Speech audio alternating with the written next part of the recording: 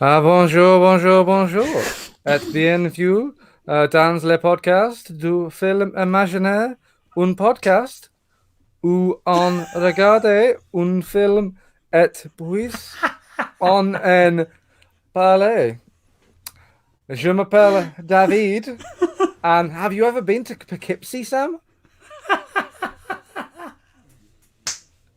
I wasn't expecting that.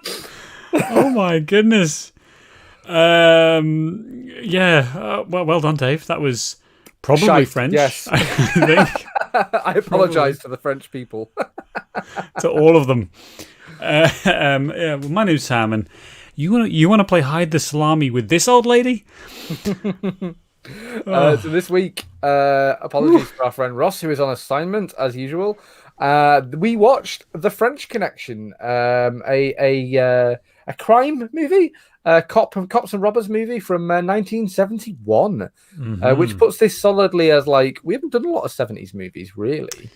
No, no. It's a bit of a blind spot for me, to be honest. I think like 70s films is maybe it's not all glitzy like the 80s, and then we come back into a little bit of a kind of griminess, but not as grimy as the 70s, to be clear. In the 90s, we get that griminess back. But It's I kind of like. like any other decade, isn't it, Sam? Apart from, I guess, the 80s and 90s, which is our bread and butter. Like, I've seen a lot of the big movies from the 70s. I've seen the Godfather films. I've seen Raging Bull. I've seen this Taxi Driver. Like, I've seen a lot of, like, really big, mostly Al Pacino 70s movies. But He listed every single Apple I know. Um, Serpico. Taxi Driver isn't Pacino. Yeah, but it's De Niro, which De is the Niro same looking a thing, lot like basically. Pacino, sure. Yeah. Um, but Yeah, so that well, actually, that's why I picked this. This is one of my picks. I'd never seen The French Connection before, and it was one of those movies that I knew was obviously very well held and was won shitloads of awards in 1972, the Oscars. So it really was for me like I need to go watch this because I haven't watched it before. And it's kind of like this is a prequel show to our maybe it's poetic that Ross isn't here. A prequel show to when we did Ronin, which was one of the quite early podcasts that just you and I did. Obviously before we cloned Ross from one of my toe hairs. yeah, yeah, that really didn't go well, did No, it? it did not. The process needs work. But Joe wouldn't do a movie episode, so there we go. What We need else? What somebody. was our other recourse? Go out and like make a friend. Come No, on now. no. Um, Well, try and make it a friend by saying, "Do you want to come on my podcast?" Doesn't really work out. no. Doesn't really work out. So Sam, would you want to give us a plot summary and we can maybe talk around the plot of this a little bit? Sure. So, a pair of NYC cops in the Narcotics Bureau stumble onto a drug smuggling job with a French connection. There we go. There's the movie title. So There's this is. the excuse for me to speak French poorly at the beginning of this episode. I mean, I just want to underline how poorly that was, but that's okay. You're trying, and I appreciate that. So this stars Gene Hackman. It stars Roy Scheider as the two cops, and then we get a kind of cast of characters that are the mafia and these French people who are shipping tons and tons, well, not tons, but large amounts of heroin across from Really France. prime heroin, which is funny because isn't heroin like I don't actually know where heroin is largely produced, but shipping heroin to Europe to then ship it back to the Americas seems like an odd choice. Yeah, yeah. Well, the French Connection was a real thing. So the actual like shipping it from France was a thing that happened in the late 60s and 70s. Well, this is based on a book. This film, isn't it? A non-fiction book about essentially like the plot of this film, obviously in a less dramatic, I think. And Yeah, yeah. So this is at the very end. So basically, what they did, you're exactly right, Dave. They started it in, I think, like Turkey and places like that to France, and presumably because of like easier access between France and the US, there was a lot of just free. It's fine. It's all. It's just. It's just onions and bagels. That's all we Onions have. and baguettes. We have we have nothing. Just stinky cheese. Like I think they were again. Apologies to all of France. For Well, that. a lot of it comes down to like I think just like America's has a good list. Like the UK, we like them. You know, the French, we like them. The Russians, no, no, no. You know, like I'm sorry, you aren't on mainland Europe. No, thanks. Like there's a lot of just it's easier for you to smuggle stuff in from obviously from France because it's less likely to be stopped and searched just as a matter of course. Yeah, yeah. Interesting though. I was reading up about this. So it's coming from Turkey. It's going into France and then the United States. And like I think the US government was starting to get a bit sick of this, the thousands of pounds worth of heroin that's coming to the country. So what they did is they went and spoke to the Turkish government to try and cut it off at the source and say, guys, would you mind like maybe not producing so much heroin, which they looks like they kind of did in the late 60s. They said, yeah, okay, we'll limit our supply. Presumably it was legal there as opposed to, a bit more illicit. So it's, I think what it does, and this links us nicely into this whole movie, is that it grounds the story so well because this is the dirty streets of New York, and we get to see a real like I think probably quite realistic capture of what New York was like and the grittiness. It's the inverse of Ronin. I think it's very much like Ronin is a very American movie that takes place in Marseille and Paris, and this is a really, really New York heavy. Like this could be Starsky and Hutch, honestly. Like it's very, oh, we're police in the 70s. We're gonna go beat people up and get drunk, and we're always smoking, and we're not really very good at our jobs, but it's okay because the criminals aren't very clever either. Sort of like grimy rubbish blowing around New York sort of film. Let's start off the top by talking about Gene Hackman a little bit because, like, fucking hell. Number one, Gene Hackman is so young in this at 41 years of age. Like, there's certain actors that we only know as like, old. They got their start later on, or they became a big name much later. Like, and Gene Hackman, I think the earliest thing I'd seen him in before was Superman 78, which is obviously like 6-7 years after this, and he was knocking on 50, and he's still alive. He's 91. He's 91.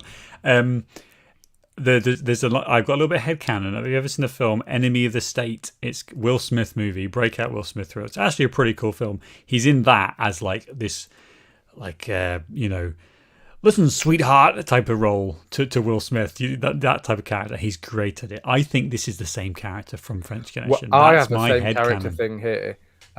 Gene Hackman in this movie really, really reminded me of Russell Crowe in LA Confidential. Yes, yeah. Like down to the buzz cut, like the haircut, like it could be the same character. Like it's the performances and they look alike. And I was just quite like, is this Russell Crowe? Am I going mad?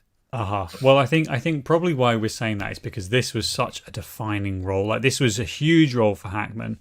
And it was, I think, it really set the tone because it's early 70s. Remember, it's early 70s. We're not that far away from films like it's real 60s, 70s, isn't it? Yeah.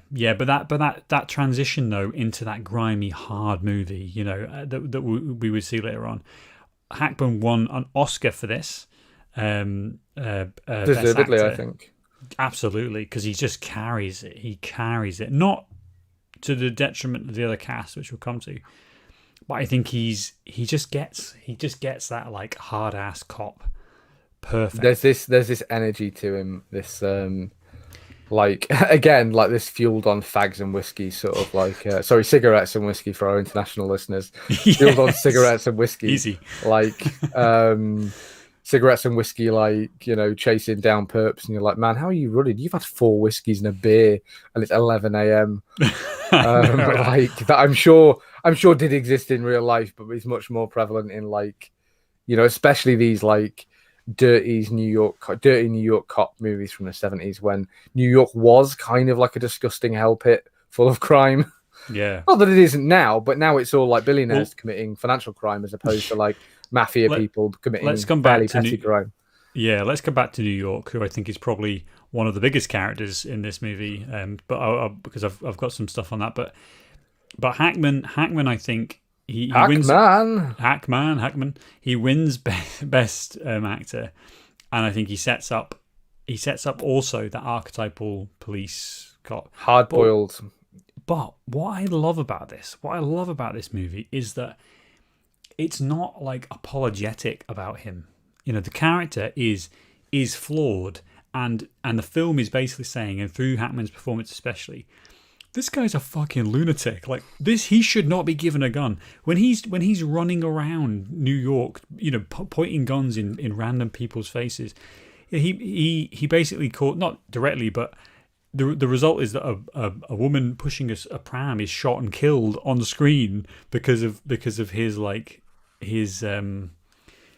the way that he's kind of goading the mob and really trying to pushing them, and the whole thing with the train carriage later on. There's no redemptive arc in this. No. This is very much like I think part of that maybe comes from the based on a true story aspect of it, that like the story it's trying to tell is it's kind of a police procedural in a lot of ways, as opposed to it being you can totally see a cut of this movie where Hackman is like, oh, he's this tortured soul, but then some woman saves his life and, you know, he finds happiness. And like, you can see that like lurking at the edges here. And they fortunately never go that way. Or the other way where they make him totally irredeemable and evil. And then he ends up getting shot at the end. Like this story is about this heroin deal and it's about how they resolve it. And largely it's like, go on. Sorry. I was going to say it's largely like Gene Hackman just stomping around New York, like seemingly doing some really heavy-handed police work. Well, that's exactly what I was going to say. It's about his actual descent into madness. And let's, you know, spoilers, but at the end of the movie, he shoots and kills an FBI agent because he is so obsessed about getting this guy. You know, it's not just bang. What he unloads his entire clip into this guy because he somehow thought that he was the French criminal that he's been trying to pursue. So like the personality that I think is attached to this and Hackman's performance is just great.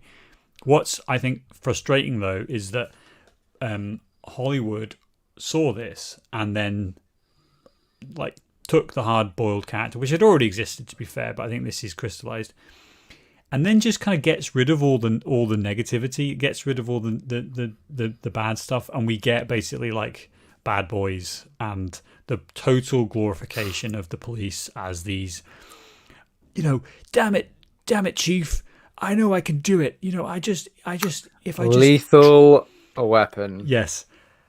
At the end of this movie, the chief says, fucking stop it. You are off the case. And he carries on and there are consequences. You've been doing this for 3 months and you haven't arrested anybody else. It's kind of like...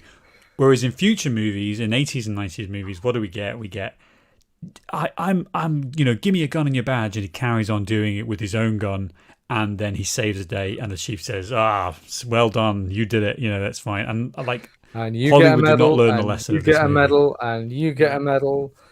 You are right, Sam, and it's kind of like this really is like a film history film and very transformative of the industry in such a way that watching it, it kind of feels like well worn, even though obviously at the time it wasn't. Let's dig into this plot a bit more. Now we've sort of talked a bit about the movie. So the contrivance of the French connection, or the connection français, as I apologise again to the entire nation of France. And anyone who speaks French, you know, like Ivory Coast or whatever, we're sorry as well. We apologise. Everywhere, you know, just we officially recognise that we are not French, nor do we speak the French language well. Sorry, I was doing a bit of a Clinton speech apology there. So in this movie, The French Connection, basically, like, we get some... and I think these are some of the... I love the shots, but some of the worst shots in the movie. We get the Marseille, like, segment, which is odd because, like, basically introduces us to our main French guy. Sam, you can get the names up while I'm talking. Mm-hmm. Introduces to our main French guy, his associate, who Hackman shoots later on, and it introduces us to the celebrity, and they're kind of like the core of how we are getting this heroin, by the way, Not fucking like, oh, it's a bit of weed. Heroin. Yeah. Like, we Yeah. aren't fucking around. This is heroin. So Fernando Rey plays Alain Charnier, who's Frog One, which is easy to remember. He's the main French dude. He's the clever one. He's the, like, yeah, the cultured beard. He's looking great, by the way. I love his look. You can instantly tell he's French. Yes, and he was. I think he's Spanish. Spanish, yeah. So actor. good job from the costume department. Makeup department. Selling him as French. Which, by the way, is a bit of trivia. Basically, like, I can't remember exactly who they wanted, but essentially the director said, "Oh, I want such and such from this movie," and then they accidentally got in touch with Fernando Rey, and he was like, "Yeah, I'll do it." Yes, But it worked out because the person they initially wanted, didn't speak French. They wanted Francisco Rabal, who was in some 1967 French film, and then I think that the casting director or director didn't know the guy's name and remembered that he was a Spanish actor, and then middle they managed to get this guy who was like, presumably the interview was like, yeah, I can do it. Yep, that's fine. Yeah, no, 3 months in New York, no problem. By the way, for the localization, they have to dub his lines because apparently his French wasn't good enough. That a French audience would know he isn't French from his French in it. But obviously an American audience, who fucking cares? They're speaking a foreign language. It could be Greek, it doesn't matter. Yeah. We've demonstrated the ignorance. We really have. And we're British and we're as far from French as you can get. With sharing all of that history and borders and we're close to on literal land. But, we go there to buy booze and things. We love the French. Thank you. We do. And so these shots of Marseille are really, really pretty. I do think that what kind of shows now is the fact they're obviously filmed on a very different camera to the rest of the movie, and therefore they don't look as good. But loads and loads of shots, which I noticed from doing Ronin, because we're going to talk a lot about Ronin in this. From watching Ronin, there's loads of shots which they fucking nail the same shots in Ronin. Absolutely nail. Like you see basically all the roads, all the car chases happen on in Ronin are in this Marseille section, which I was like, oh my God. Yeah, amazing. I know that bar.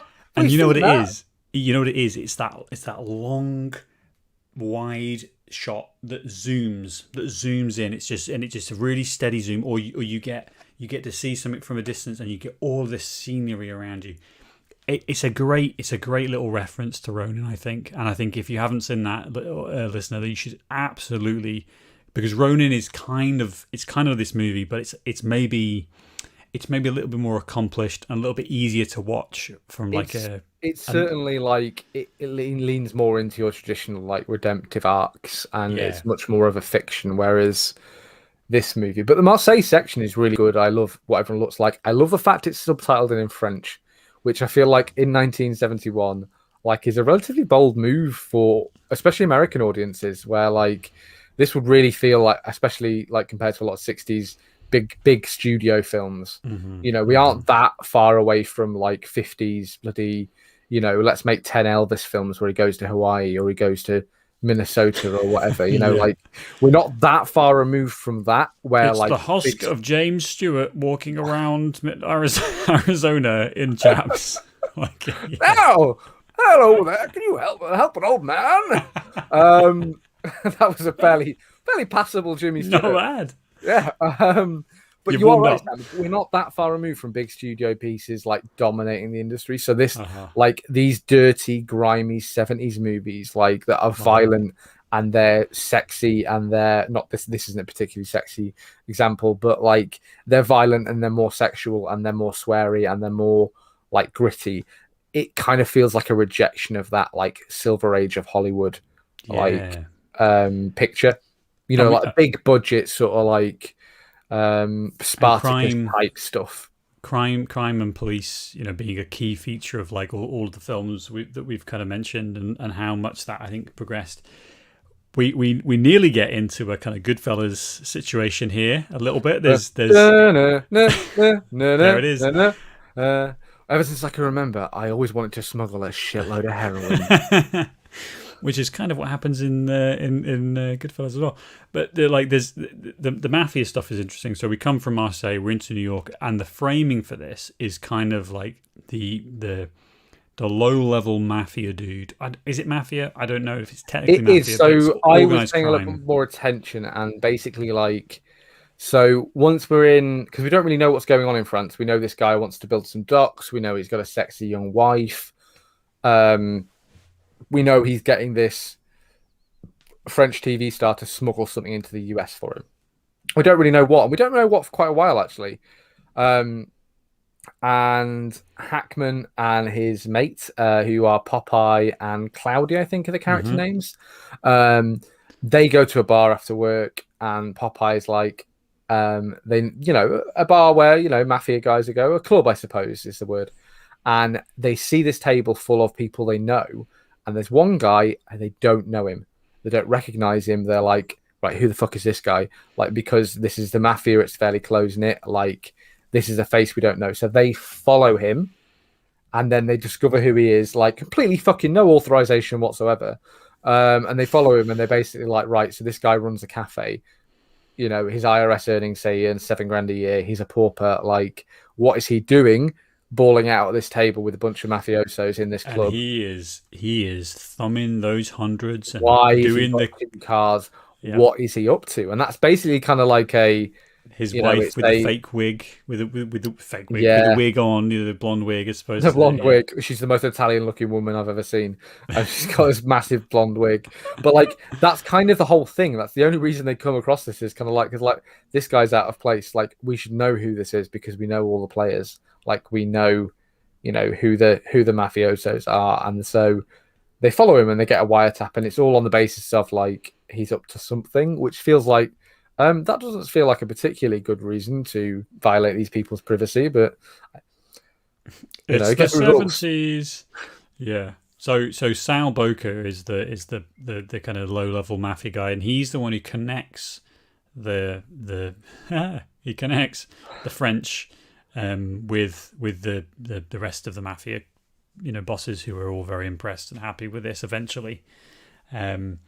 That like the way that they happen to come across this guy and then basically profile him to within an inch of his life, and throughout the film, sorry, John, this guy looks Italian. He looks Italian. It's literally like, say, where'd he get all that money? Yeah, he should be poor because that's the system we've created to ensure what's going on. It's I'm a white Anglo-Saxon man. I don't like that. And then we do as we go around the film. Don't clip any of that, Sam. No, we do see various instances of these police officers just brutalizing and just being absolutely horrible. The bit when they go into the bar and there's loads of African American guys just having a drink, chilling out. And maybe taking a bit of drugs, and that. But I fucking love this scene because he goes in, he starts rattling stuff. Everyone steps away, and like the floor is covered in drugs and needles, and like and they're all dropping it. Like they're all like, "Oh, did you drop this?" But like they're being so aggressive and racist. There's a lot of racism very early on in this movie. You're like, fucking hell, it's 1971. Yeah, there's lots you of can't N-words. say these things. Only Spike Lee can make movies where they say these things. That's the rule. Yeah. Yeah, it does. But again, you kind of like, and maybe this is just a cultural osmosis that we have about 70s New York, which let's maybe talk about that next. But there is a real feel of this feels like this could happen, that this happened, and that people were treated like this. The extent of the power that police had, and and it also goes some way to like again tell you that Popeye is not a good guy. Like, we get a lot of that, like not even unhinged, but he's not a good dude. Like, he enjoys having this undue power over people. Like, because they don't really arrest anyone, they only arrest someone so he can speak to his informant. I do like how he makes up that cocktail of like all the drugs he finds on the bar. It's like, anyone want a cocktail? Yeah. And it's like, but all he's doing is just spoiling the drugs. He does all this to speak to his informant, who comes out of the toilet and is kind of complete, and then he shouts across, "Hey, haircut! What are you doing?" Which is because he's got like an afro thing. Yeah. And then goes and pretends to beat him up, and then actually has to hit him, so it's believable that he's.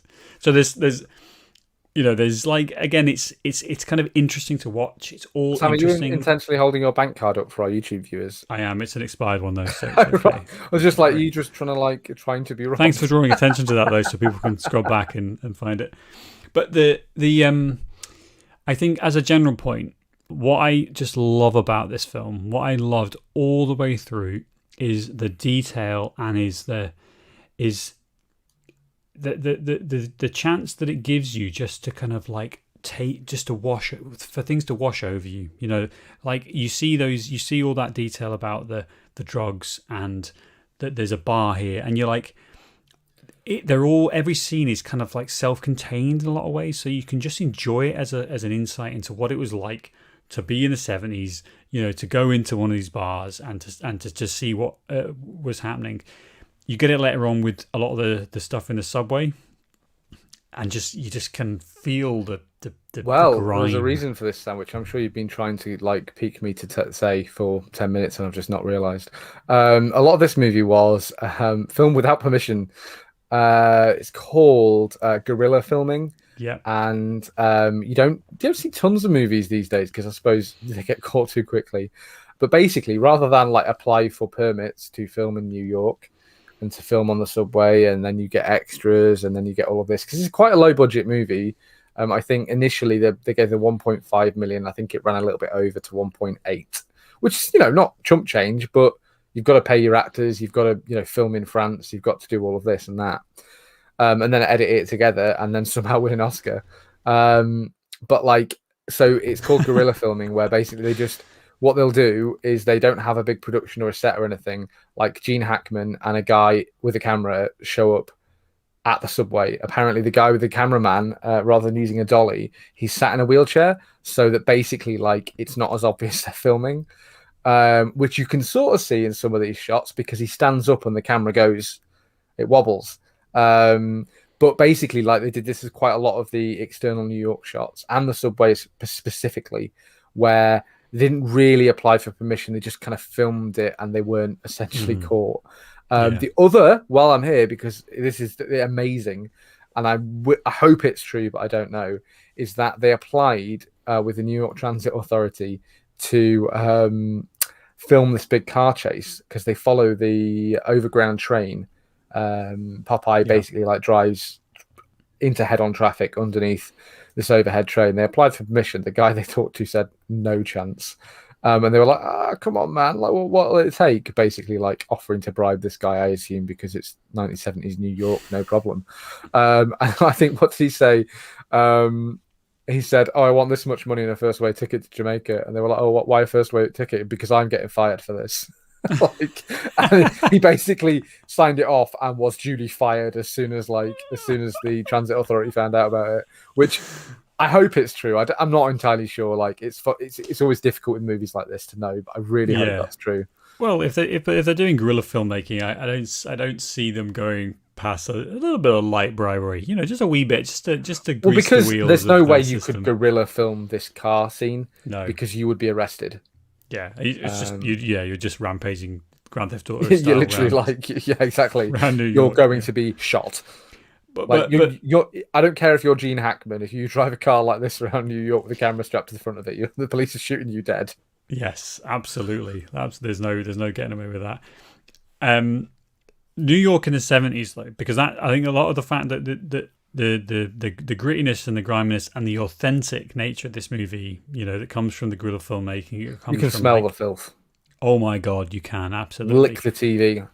New York in the 70s is very famous. It's very famous for being, I think the same year, if I remember rightly, is when the actual Serpico delivered his testimony, Frank Serpico, and like, so this is the time where New York is probably at its lowest. We are absolutely at like the height of police corruption. Probably realistically, the mafia has never held more sway than in this sort of era. White flight is in full force. Like loads of social problems, like buildings dilapidated, squats, Yeah. trash piling up in the streets. This is a really like bad time for New York, and I think especially from now, when New York is a relatively well governed, very very wealthy city where poor people are being squeezed into smaller and smaller spaces, like in the early 70s, like pretty much the entire NYPD was in somebody's pocket. Bribery was rife, and like social issues, racism, like it was a bad time. It was a bad time for New Really bad York. time. Also, probably the was height of the lead in the atmosphere, which is another interesting theory that's been posited for the just sheer amount of violent crime in the 70s. Is that I think it was the Carter administration, they stopped putting lead in fuel, so maybe slightly later, and the drop off of the crime rate globally, in fact, but in cities especially, is quite astounding. Since then, it's like, maybe all these heavy metals in the air aren't good for us. Yeah, maybe poisoning our people is not a long-term solution to anything. New York was literally days away from declaring bankruptcy. And I think so I just got it up here. They've got in October 17th, 1975, so after this film was released, basically they said to one of the teachers union that you need to give us $150 million from your pension fund in securities, and they had a statement ready for the mayor, which read, "I have been advised by the comptroller that the city of New York has insufficient cash on hand to meet debt obligations today."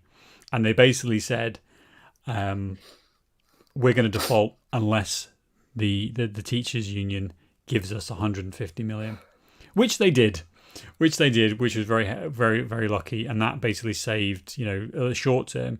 But then even the president at the time, Gerald Ford, was like, fuck you, we're not giving you anything, and like, why should we bail out this shithole of a city? Complicated, like, federalized system in America, isn't it? Where that can happen. Like, can you imagine? Shrewsbury is going to go bankrupt, and that's somehow going to be a big thing. And the government said, "No, we're not giving Shrewsbury any more money. Fuck not them." not the flower festival. Oh no, there's some Shrewsbury knowledge. We live a very different life over here in England. Or the UK, I should say. Shrewsbury's a nice place. So you should go to Shrewsbury. Yeah, it's lovely. Yeah, share about the people. Yeah. So you've got like I think eventually New York got like federal loans, etc. And then by like the mid 80s, you start to actually, they're not in debt anymore. Also linked to that is obviously all the organized crime, and that gets us back into the movie where the mafia is like fucking loving it in the 70s, and they're able to really start cementing the grip which they developed through the 50s, 60s and into the 70s, and you get the five families and all this stuff. It's a zenith for the mafia, and like the 60s mafia is seen as like if you've watched Goodfellas, you know this, like 60s mafia is like we are all powerful, and it's kind of all downhill from there. I do think that largely from sort of like the early to mid 70s, it's quite steeply downhill, because essentially like the city had put in a lot of audio. Well, the start of it though is what I'm saying, is like they moved a lot more into, and hard drugs has a big thing to do with that. Like, and this isn't the mafia podcast, although seemingly it is, like things like heroin, like in this movie, like the mafia moving into hard drugs and drug trafficking kind of like spells the end for like your happy neighborhood mafia now they're getting now they're getting your kids addicted to smack. So like it's very hard to think, oh, they're okay, they keep the neighborhood in order and they only steal from companies. Like no, now they are getting your kids hooked on smack. There was that real thing of like the mafia, the five families, none of them do drugs, and you maybe get the odd underboss who would do it, or maybe the odd captain who would like start getting in there a little bit, and then get slapped down, as we see in Goodfellas. And obviously that's the source of all our mafia knowledge. Welcome to Mafia Cast. But this movie though is representing kind of that move. It's representing the how powerful the drugs were in the 70s, and the rate that they can get from this. They pay. It's like hundreds of thousands, isn't it? They pay, and then they can sell it on for upwards of millions in the 70s. extraordinary amount of we money. should say this isn't a very mafia-heavy movie. Like for the all that we've talked about the mafia for 20 minutes. It's our podcast. Welcome to fuck Mafia him. Cast. Fuck him. Yeah. Oh, we should do more mafia movies. Oh. But this isn't a mafia movie. This is kind of like a police movie and like a 70s police movie. This isn't even about police corruption, really. It's literally about like the police solving a crime, which is inherently a good thing. Well, there's the one scene. The one scene that it takes us back to the subway, and this scene is like it's quite a brave scene, I think, in just how brazen and bold it is, because Popeye, Gene Hackman is chasing Frog One, Alan Charnier, and like Charnier is he knows what's going on. He's pretty street savvy, and he knows that he's being chased and tailed. We should say he's not being tailed. Yeah, tailed, but he's clever. They've been driving around and been pretty obvious about it that they're following these people, and they've been looking at hotels, and I think the FBI is maybe involved in this part as well. And there's this bit where it's so tantalizing, it's so great, and it's kind of I'm struggling to see how it works in a lot of ways though, where they're like on the train, and then Frog One steps off the train, and Popeye it steps off as well, and there's at certain points where it's like a Scooby-Doo level comedy where they're like flying what it is, past Sam, each is other. that like Gene Hackman doesn't know that Frog One, the French guy, Prime, that Optimus Prime knows he's tailing him, so he's on the train, and like he gets on the train. And he's on the train, and Gene Hackman, he runs and he gets on the train, and he's watching him out the corner of his eye, and he sees him like step off. And at that point, he's like, right, he knows I'm following him, but he falls for it, and he steps off the train. He looks behind him, but Optimus Prime has stepped back onto the train. Doors close, the train goes off, and it's like that's such a minor thing because that isn't a like we're in a shootout. That's not a this isn't Blade where we get like a subway shootout. This is. Like the stakes are so not low because the stakes are high, but like it's so well shot that you know what's happening, and like the movie telegraphs in a way that even if you aren't familiar with like police surveillance, like you see them running around tailing each other like throughout, and this French guy is clever enough to be like, right, I'm off. Yeah, and in terms of how it's shot, there's a bit where they're at the concession stand, they're at the buying newspaper or coffee or whatever, and it's focused on Hackman, and you can see Optimus Prime in from now on. That's what he's called.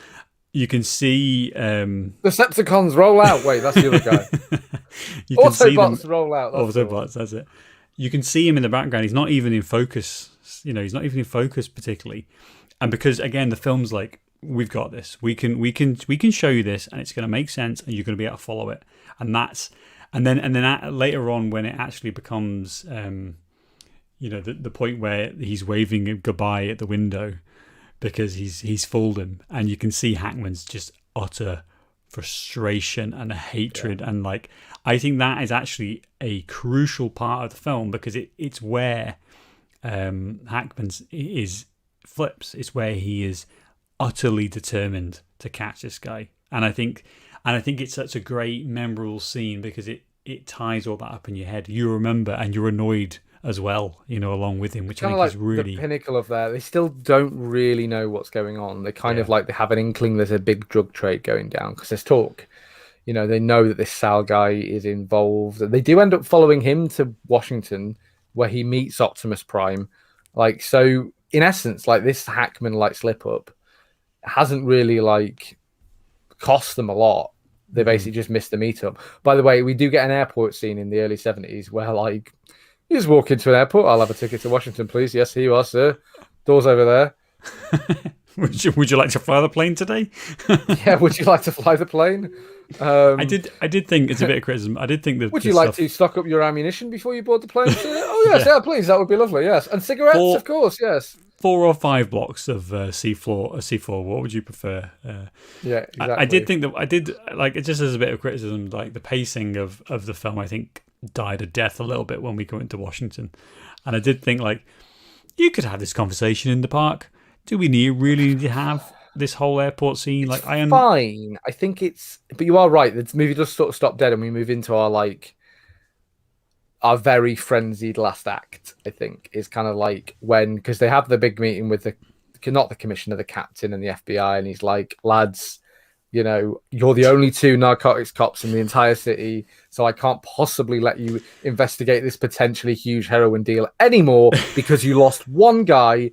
Like, it's been 3 months. Give me a gun, get back on the streets. Like, there's been no arrests because there's only 4 people in the NYPD, and I'm too fat and old, and he's too lazy.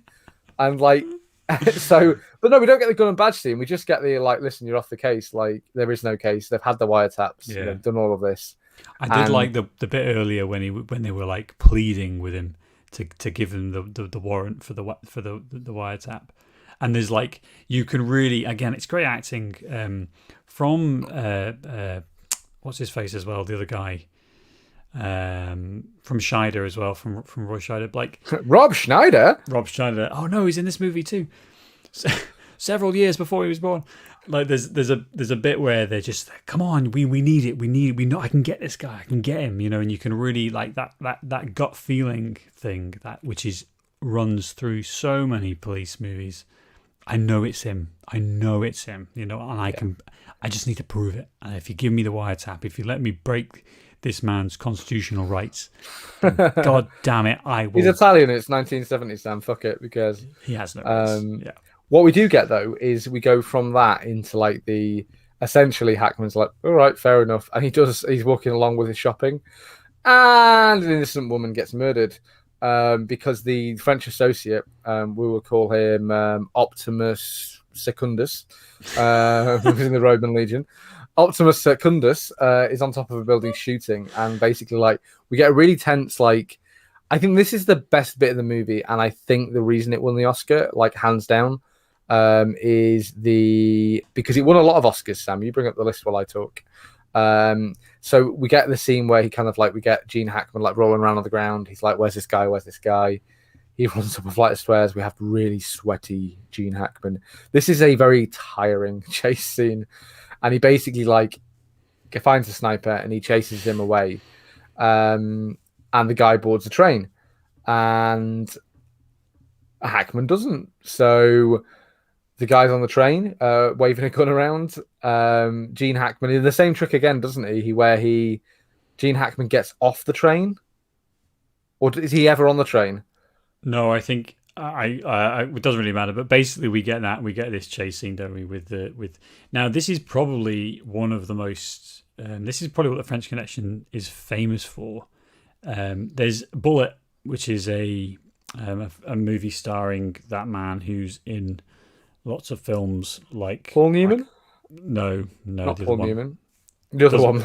Google it. Anyway, go on. So Bullet comes out, and that's like this great, you know, crazy chase movie, and this is you know, really the start of those big blockbuster chase scenes which we saw in Ronin. You know, that's probably one of my favorite car chase scenes in all of cinema. Just fantastic.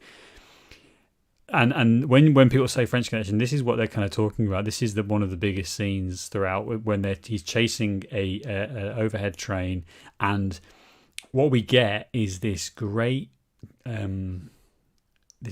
pace and action, and the consequences of the chase are really quite clear as well. It's not, you know, jumping over Dukes of Hazzard style. Like, the car is falling apart. He is smashing into people, and I've remembered why.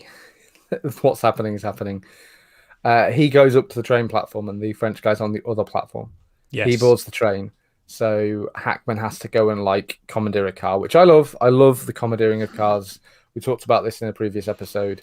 It's so Dave fucking Bingo. stupid. Tick. And the French guy's on the train, and he basically he is, again, like, everyone knows they've got the measure of each other very much. Like, he knows Hackman's going to go to, uses the fact that he knows where the next stop's going to be, and he's going to go to the next stop. So what he does is he fucking like shoots a guy. He goes to the end of the train and he threatens the driver, and he says, "Don't fucking stop at this next stop." Yeah. So then the tension ramps up so much in that bit, and Hackman has to like board commandeer a car and then destroy it. The guy who was in Bullet was Steve McQueen. Steve McQueen. I don't know why we couldn't remember that. I don't know. And while we're on this, they wanted Steve McQueen for this, but they couldn't afford him. Yeah. Basically, like that's why Hackman got the role. The director didn't like him; it didn't want to give him the role, but they really couldn't afford anyone else. No, this is. Let's talk about budget later on and how much this earned about. Yeah. So now you kind of. I think this car chase is excellent. It's really good. It's really good. And what's interesting about it is it's more for me the techniques that they're using, because they've got number one, they're strapping cameras onto cars and driving really, really fast. And that is not an easy thing to do in the early 70s. Like, it's not just a case now where you've got either digital cameras or you've got steady cams or stuff like that. You can't be really doing this. These are film cameras that are heavy, that are expensive. And if you smash one, on a film with especially a film like this where a camera might be worth £100,000. It had a budget of 1.8 million. 1.8 million is what the budget of this was. So we are talking, if you break a camera that's worth at the time maybe $60,000, that is a bad day, and you are going to have to find that money from somewhere. Yeah. So there's all this stuff. Actually, though, kind of watching it, I was a little bit not underwhelmed, but I think what it demonstrates is that sometimes you need to know the context of the film that you're watching. So if you go back and watch Citizen Kane, which is a great movie, it's really, really good, and obviously considered one of the best movies, if not the best movie of all time. Go back and watch it, and you would not be kind of it wouldn't be unreasonable to say you go, cool, like, yeah, that was, I get it. And the reason is that everything that film did at the time was pioneering. It was pioneering in the shots that it used, in the narrative structure that it used, in the direction, all these other things. And this film kind of has a similar thing where you can watch it and go, I mean, obviously they've sped it up because they've sped up the footage. I think they ran the film slower to try, which is a technique we talked about on the Ronin episode, actually, just to sort of like, we talk about Ronin. In Ronin, they didn't do that. Very specifically, because they had better rigs. It's still film cameras for Ronin, I think, largely. It was the infancy of digital, but like they had better gimbals and rigs, and it was cheaper. Largely, is the salient fact there. It was much cheaper to get shots like that. That meant they could destroy more cars, whatever. And they kind of get away with that by filming all of the chase scenes like down quite narrow alleys. So it's a lot of like, they're driving more slowly, but in a much more confined space. Whereas this movie, he's largely just driving in a straight line. And it is sped up a little, but I don't think it's that noticeable. Like, I noticed it because I knew to look for it. Yeah. Which is kind of the curse of like... Yeah. You see a couple of times there's people walking and they're walking faster than they would normally.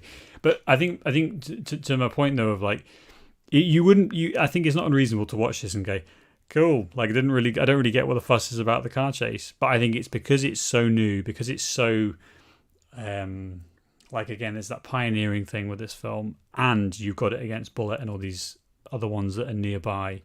But it's a great part of the narrative, though. It's a great part of the narrative because, again, it feeds this idea that Gene Hackman's character is utterly reckless. Like, he steals a car, completely trashes it.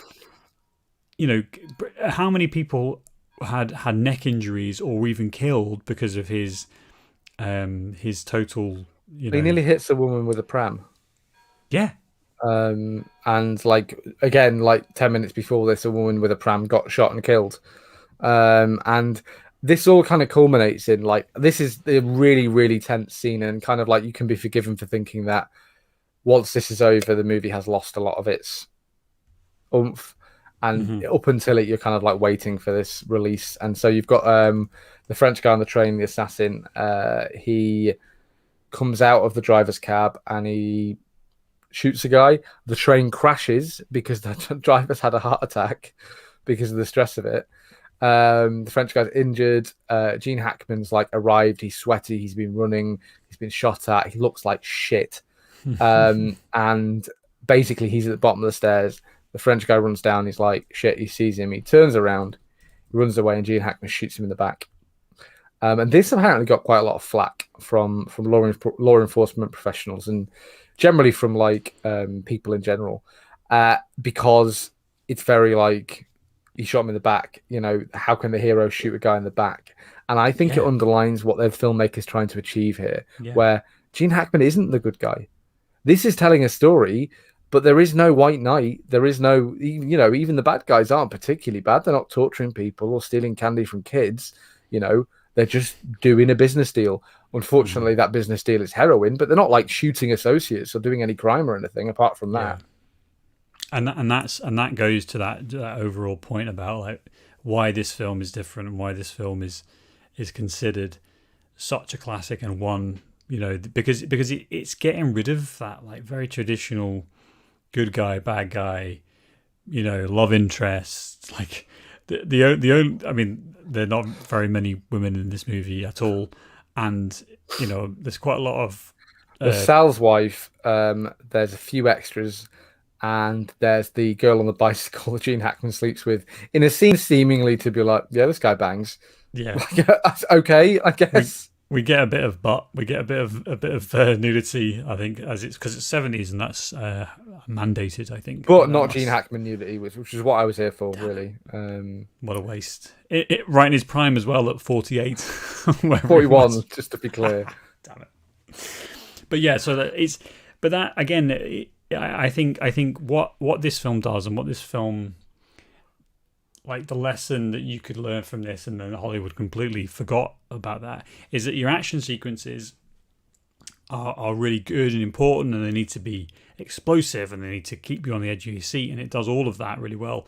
But like they should also serve your overall narrative. I think that's what you're getting at there, is that this guy's is a total lunatic. He's a total lunatic, and we get to see that, not just be told it. We get to see that through his actions, and then as the film gets into its kind of final act, he's totally unhinged, and even his partner's like, "Come on, like you just have to leave it. We have to leave it, mate. Please, can we just chill out?" Yeah, but it does serve the narrative, Sam, because what it does is that then they're back on the case, because this French guy, they know he's French. They don't necessarily know the connection. Again, French connection. But they know, you know, and they're like, right, this guy's tried to murder you. Obviously, there's something here, because otherwise, like, and that's funny as well, isn't it? That like the criminal tried to have him killed, and like ultimately, if they just left it, probably would have been fine. What I want to talk about actually, because I think that like a lot of the end of this film is a bit trite, not trite, but it's a bit by rote. I want to talk about the car and a little bit about the smuggling and things that go on.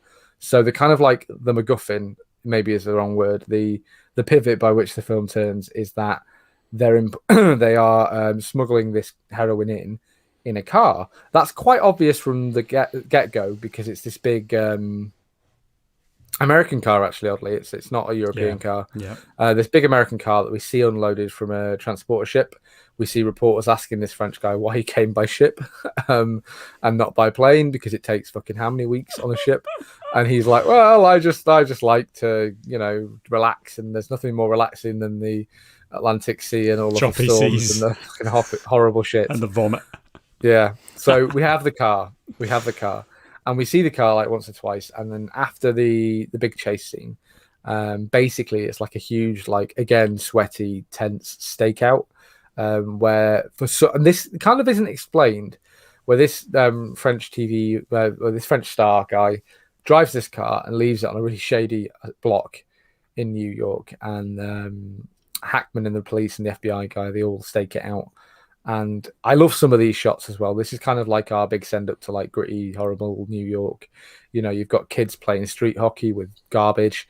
You've got like a gang of people driving around looking to steal wheels, which is something that we don't really have anymore. Like, you don't really, you know, you're not going to come outside and find your car jacked up and on blocks, because there's not really any money in it anymore. Whereas obviously in the 70s, you know, it's a much bigger economic thing. And we get the hat again in the back of this car, which again I thought was going to be a much bigger thing. Mm-hmm. So early on in the movie, they're on a stakeout, and Cloudy throws like this straw hat into the back of the car, into the car window, and like we see it 2 or 3 more times. And I thought that was going to be like how the criminals made them, like knew it was cops, but it's not really like a. No, it's a bit weird, isn't it? I didn't The really trivia make that says that connection. it's something like it's apparently like an Easter egg, like it's a nod towards basically But corrupt cops would put a hat in the back of a car so that apparently like so they were still doing their job, but like the people they were staking out would know like, oh, there's a straw hat on the back in the back window of that car. That's police on a stakeout. Like I think that's what it's a nod to. That's right, certainly what the interesting. trivia seemed to imply. That's interesting. But Yeah, it does but draw focus in this movie a bit. yeah, there's because there's as they even zoom into it, doesn't it? It's a bit strange, but this car is like this is where the film turns. This is how they get them, and they basically manage to commandeer this vehicle, take it back to the chop shop, break it down. Every single piece that could possibly be like that they could take apart, except one bit. Except they go, oh well, there's just these, they're kind of like where you put your feet. You're getting out of the vehicle.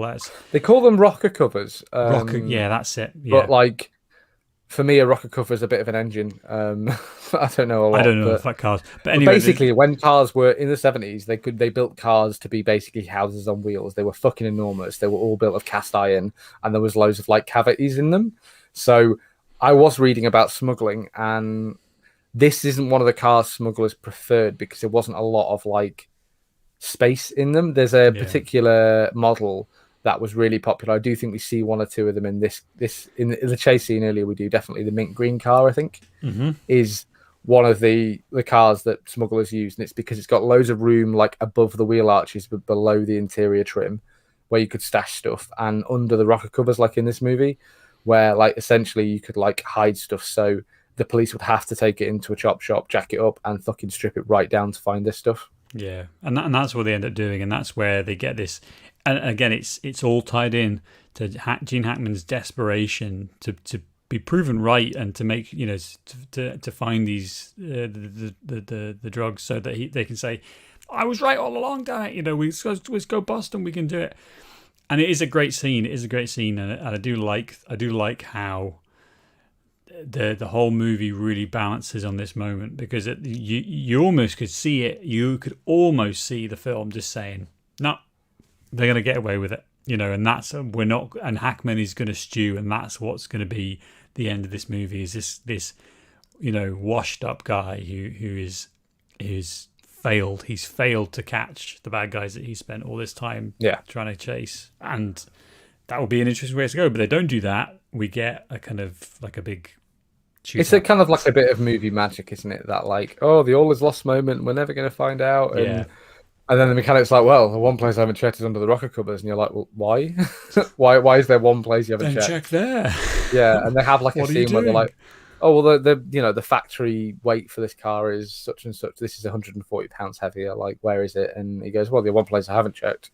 And we're like, mate, you couldn't have offered this information earlier or just done your fucking job. They put this car back together damn quick as well. Like, considering they've ripped all the interior out and without anyone noticing, which I think I would, what's that it's been missing. The criminals know that it's been missing, and because the French actor has to go in there, Frog 3, Optimus Trois. Optimus Trois. Yeah, we're taking that. He has to go and get the car from the lockup and Optimus je ne sais quoi. Oh, there we go. There it is. Thank you. Again, I apologise to the nation of France. Sorry, France. let's I mean, people have perhaps in the film, but the ending, I think, is much more traditional, and like I do. It could be the end to like a Law and Order episode, honestly. Like, and the criminals were never caught. Yeah. I do like it as a you get quite a satisfying. There is a bit of a shootout, but again, the film's like, we're not doing this. A more satisfying conclusion to this movie than there was a satisfying conclusion to this case in real life. Oh right. So in this case, in the film, like we have the big like the drug dealers go down. You have all the mafia guys and the French guys like wringing each other's hands and like, oh, it's crying, like, oh, we've made so much fucking money. We're gonna get so many kids addicted to smack. Throwing it in the air. Like, Exactly, yeah. And the police rush them. We get all the cars coming in, and then they're running away and they're panicking, and we get a bit of a shootout. Sal, the main mafia sort of connection we meet, he gets shot and killed. The French guy has like filled another car, which he's bought at auction earlier, with cash under the rocket covers again, and he's going to smuggle that back to France to build his dockyard or whatever. And we get Gene Hackman. I keep wanting to say Jack Nicholson, very different actor. Gene Hackman has like he's searching this grimy building for the French guy. He shoots the FBI guy, goes into another room, and we hear shots, and the film ends. And we get some like end of credit things, which is so I'm going to tell everyone what it says, and then we're going to talk about how it was refuted by the people involved. So it says that Cloudy and Popeye were reassigned after this case. It says that the French guy got away and he was never found, which I think is true. That he was, they never found him. They did make a sequel to this in France where they go to find the French guy, which is entirely made up. But they didn't find the French guy. Sal, who gets shot in the movie, went to prison for like 4 years, and he served about 2 of those. So good job, system, for like for buying 140 pounds of heroin. Apparently, that'll get you 2 years in prison. Corrupt New York. It's all good. And apparently, because it's based on obviously 2 real police officers who made this movie, and basically were like, being a policeman sucks. I want to be a consultant on movies.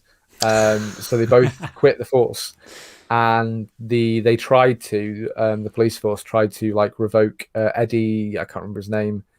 Eddie Egan or something. They tried to revoke his pension. He said since, by the way, that they weren't immediately reassigned. They worked together for another 4 years after the French Connection case.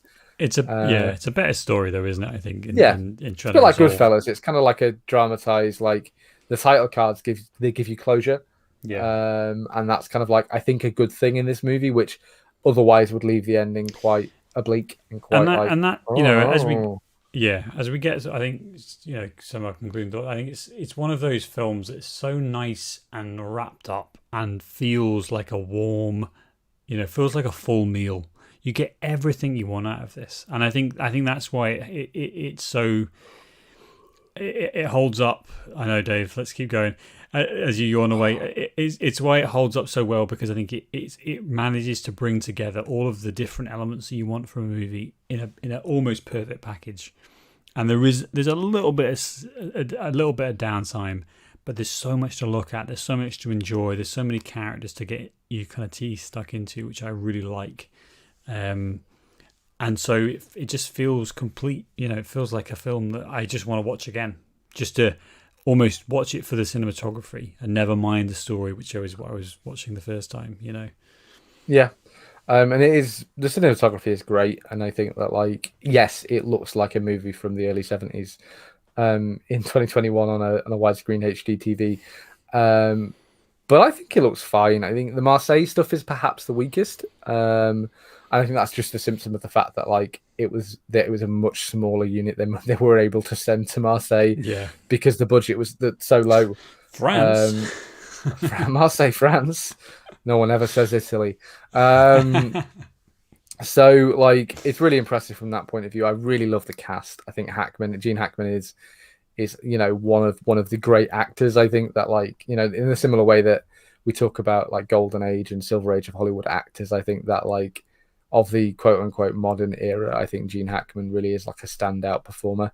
And this movie kind of like catapulted his career into a much bigger roles. Like I said before, he was for this movie, in the casting of this movie, he was cast because like he was a somewhat known actor who was cheap, and like this was the last time that was true. And like I really like the supporting cast. I really like the bad guys. I think it's very good. I think the limit of scope in this movie, the fact that we don't really get like home lives for these characters, we don't really get like a and he's going home to his wife and kids. Like, it's nice because it feels focused and like not diffused. And it's quite a long movie, wasn't it? An hour 44, I think. An hour Even 44? after the sex scene, not the sex scene, but when Hackman takes the girl home, like immediately, This guy lives he's- like shit. he does, and he's handcuffed to the bed, and his partner comes in and basically just grabs him by the throat. It's like, come on, let's go. You know what I mean? There's no hanging around, which I think is good. Let's finish off with a list of Academy Awards that this won, because I think there's You're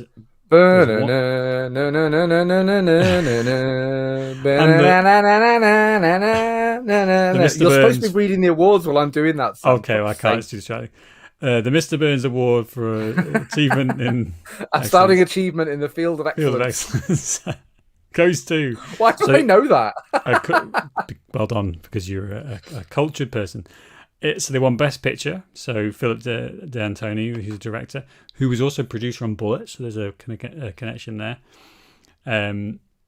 Best Director was start again. Best Picture, Philip De Antoni, who's a producer on Bullet and this. Best Director was William Friedkin, again win, and Gene Hackman won Best Actor. It also got Best Screenplay for the adaptation from the book. And the one I just want to talk about now is Best Editing, because I think this is the secret to this movie. I think this is why it works so well. And I'm kind of like, I'm always a bit confused about editing. Like, it's one of those things I don't know a lot about. I've read up and We've kind of talked like about this in terms of cinematography before as well. Like, it's one of those things where if it's really good, you don't notice it, but if it's bad, you notice it. Yeah. Like, if it's really good, you don't think about it, and that's kind of like it's like set design. Like, if it's really, really good, you don't notice it. You only notice it when it's bad. Yeah, and I think the editing in this is what gives it that. It's what gives it that feeling of, number one, constant movement, because we move from shot to shot, and often it's cut. Often there's shots where we're looking at the bad guys, and then we in the chase scene, for example, and we see this in the train, in the train scene, where we get straight from here's the bad guy running through the train, and then smash, we get back into Hackman.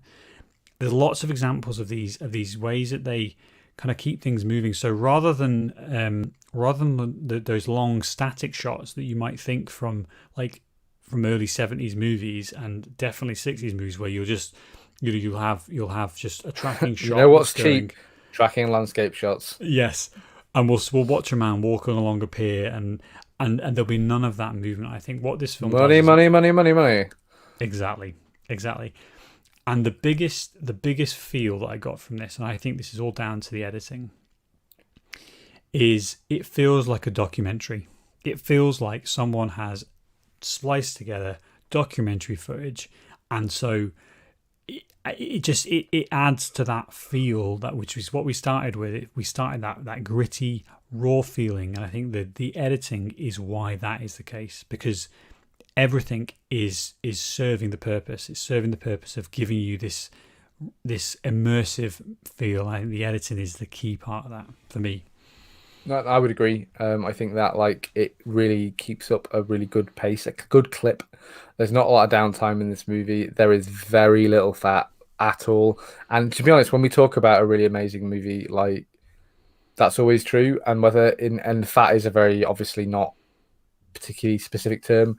But in this movie, we get lots of scenes where not lots happening, lots of scenes where the stakes aren't particularly high, but there's tension throughout. People moving. I think there's not many shots of people sat around a room.